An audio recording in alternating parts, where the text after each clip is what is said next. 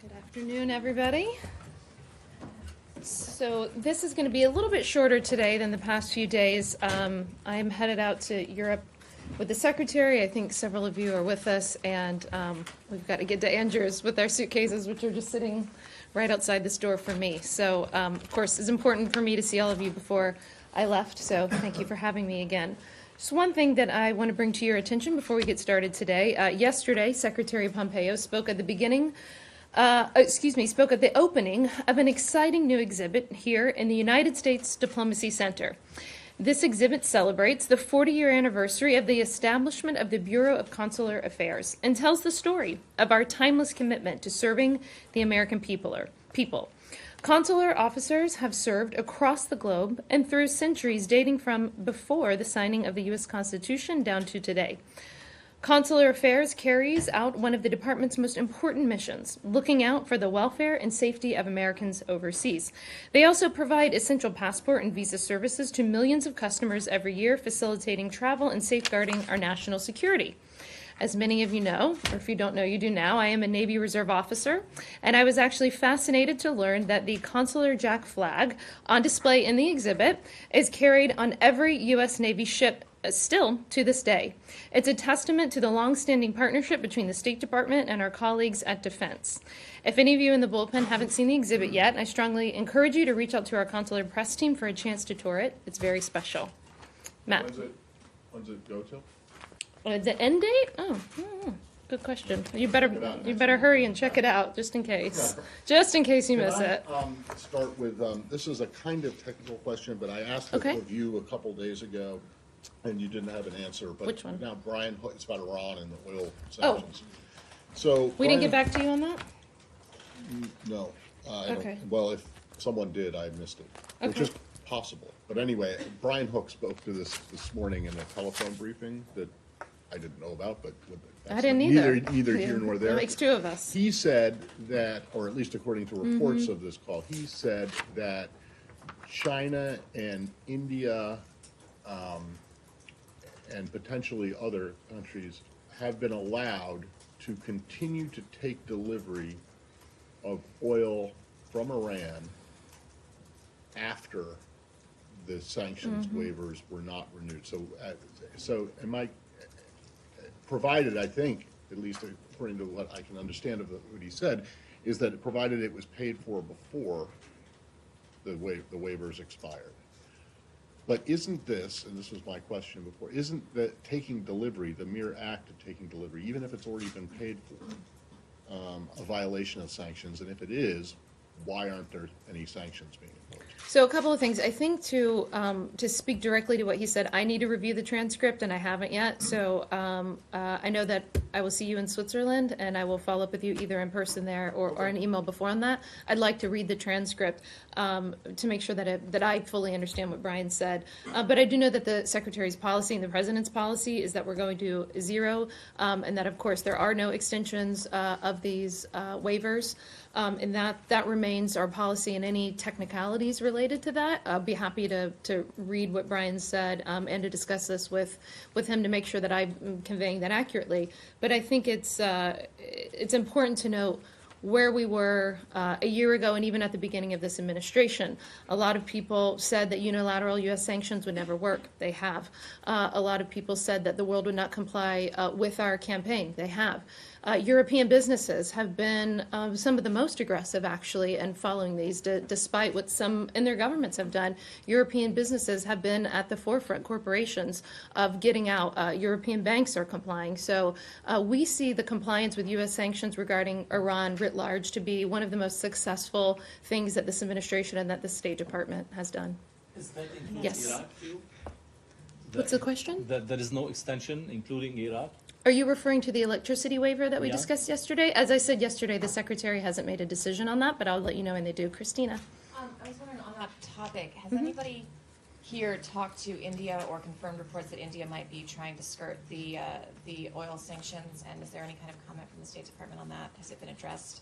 I think I spoke about that yesterday. I was asked about, India specifically yesterday, and of course, following up on Matt's question as well. Our policy remains that everyone has to go to zero. That's the policy, and we have been working, of course, in speaking with allies around the world. We remain confident that energy markets are well supplied. I didn't check the price of oil before I came out, but I know it's consistently been trading at actually a few dollars lower given the day than before we withdrew from the JCPOA, which is another criticism that ended up being untrue about the maximum pressure campaign. No, I understand, and that's what we did say yesterday, but I was wondering if it is, if you have an inclination that is the fact, is that a concern of yours? Have you reached out to, have people here talk to their counterparts in Modi's government to see if this is in fact true, or is it something that you're working on, or? Well, we work with our partners, our allies around the world every single day on a variety of issues. And I think that we say both publicly and privately that we're going to zero. There are no exemptions. This is the president's policy. This is the secretary's policy. And we can say it publicly. We can say it privately, whatever it takes for people to get it. And we certainly appreciate everyone that's complying around the world. Saeed, how are you? Thank you, Morgan. Thank you for taking my question. Sure. I have a very quick question for you. In light of the dissolving of the Knesset yesterday, Yes. do you still think that the Bahrain conference will go on, or should it go on? Is it likely that we have another rollout of the peace plan? Yes. Because I remember Secretary Pompeo the last time said we will roll it out after the Israeli elections. Right. So, of course, this conference is led by Jared Kushner and Jason Greenblatt at the White House. We are not anticipating any changes. As we discussed yesterday, it's set for June 25th and 26th, I believe. And so that's, I don't know if I fully answered your question, but we anticipate that it's still going on. Okay, but there has been no statement on the content or the talks that were held between Mr. Kushner and Mr. Netanyahu this morning. So I believe that Jared Kushner made some. Well, first of all, I think I'd refer you to the White House. I think that he made some public comments about his meetings this morning, and they should have readouts. And so I'll be happy to follow up on that with you. But I believe that I at least have one statement here from his meeting with Israeli Prime Minister Netanyahu. So I think there are some public things out there for you. Yes. Hi. Yesterday, Ambassador Bolton said Iran was almost certainly behind the sabotage of 4 ships off the UAE coast and an undisclosed attempt a few days before that to attack the Saudi port of Yanbu. Is that your view as well? And could you provide some details about the attempted attack at Yanbu?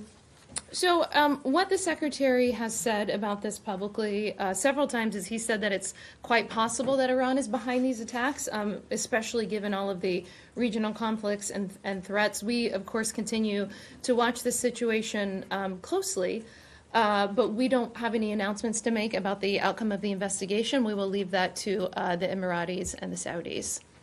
And related to that, Saudi Arabia is hosting emergency summits of the Arab and Gulf states today. What's your view of those meetings?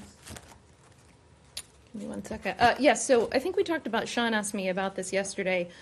We always welcome Saudi Arabia's initiative to host GCC and the Arab League to discuss Iranian threats to the region. It's clearly vitally important.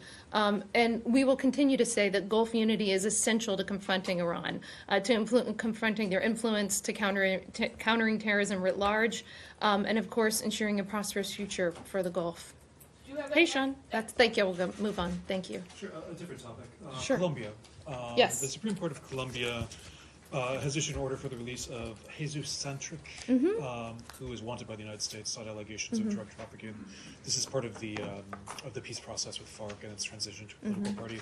What does the U.S. make of it? Does it see a finality in the Supreme Court decision? Does it still want his extradition? Well, of course, Colombia is a close partner with us on many areas, especially Venezuela. As many of you know, and Christina was with us and others on the trip that we took to the region, I guess a month ago at this point, in which we were there. I was there with the secretary in Cucutao, and we were watching our aid shipments, our U.S. aid shipments that just remain seated there because Maduro refuses to let them into the country. So I say that to say that we have a very, very deep relationship with Colombia. Colombia. And of course, as goes for any thriving democracy like Colombia, we would respect the decision of the court. But we did make a statement on this, our embassy in Bogota did on May 16th, and I just want to refer back to that. But just to remind everyone that we are, of course, fully aware by the decision of the Supreme Court. This certainly has not escaped our attention, but we do find this decision regrettable. The United States has complied with the requirements for extradition as established with Colombia, and our request established that the offenses with which Mr. Santric is charged took place after December 1st, 2016. And the charges against him, I think you're well aware, are very severe, conspiring to ship over 10,000 kilos of cocaine. So again, we do find this decision regrettable, and we view an appeal as essential and urgent. Okay. Hi. How are you?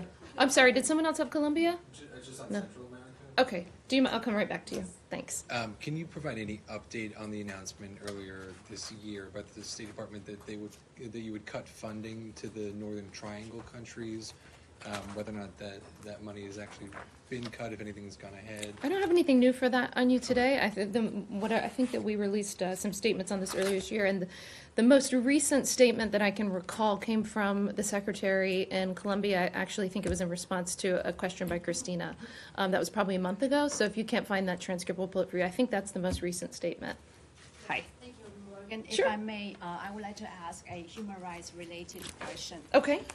In China, so this year marks the 30th anniversary of Tiananmen Square. Yes. Where peaceful demonstrators were violently suppressed. They were massacred. In and around Tiananmen on June 4th, 1989.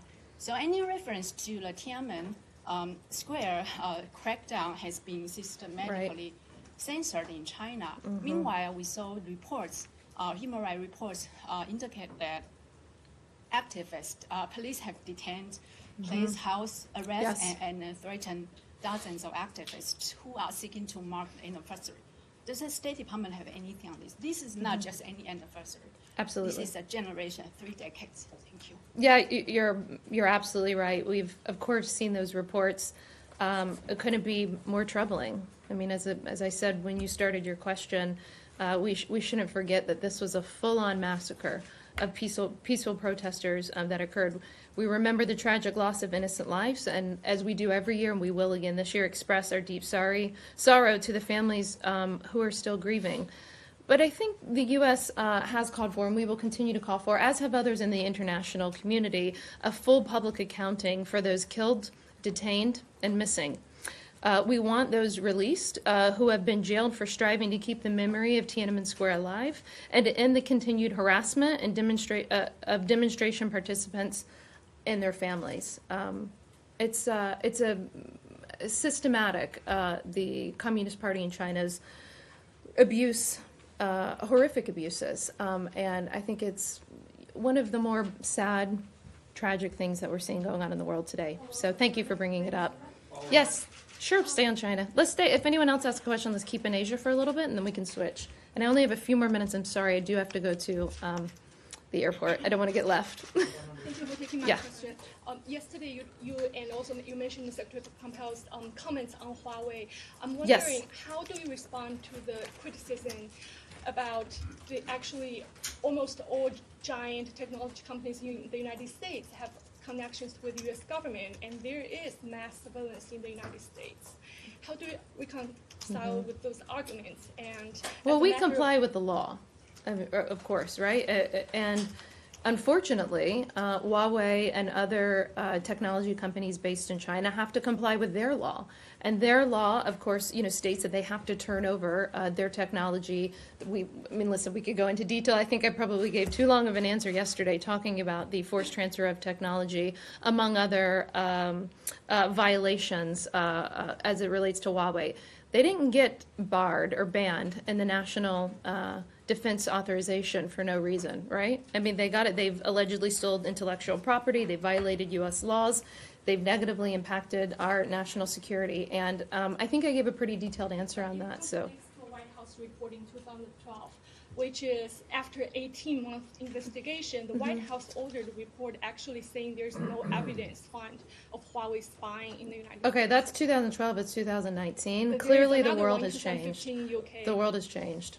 let's move on. So Yes. I have two questions, one on the Golan Heights and one on Iran. Fadi Mansour, Al Jazeera. So today, I believe Prime Minister Netanyahu, Prime Minister of Israel, said that he received a map from President Trump, signed by President Trump, that shows He received a what? I didn't hear you a say. map.